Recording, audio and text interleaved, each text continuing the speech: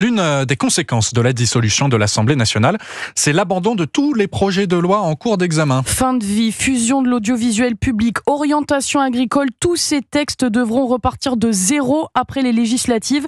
Mais un projet de loi pourrait être épargné, la réforme de l'assurance chômage, Barthélémy Philippe. Ce qui est certain, c'est que le projet de décret relatif à l'assurance chômage va bien être promulgué. Ce texte est indispensable. Il fixe le cadre légal en l'absence duquel les chômeurs ne seraient tout simplement plus indemnisés.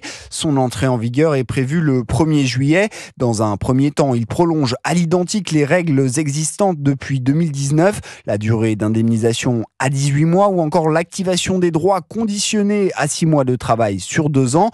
Mais ce même décret prévoit aussi le tour de vis récemment décidé par le gouvernement Attal, avec une durée d'indemnisation réduite à 15 mois et 8 mois de travail sur les 20 derniers pour toucher le chômage. Ces mesures doivent prendre effet le 1er décembre, mais leur entrée en vigueur est conditionnée au résultat des législatives. Si la majorité est confortée, le futur gouvernement pourra les maintenir. Deuxième hypothèse, Emmanuel Macron doit cohabiter avec un Premier ministre du Rassemblement national, voire issu de la gauche. Dans ce cas, les nouvelles règles pourront être annulées par un simple décret. Barthélémy Philippe.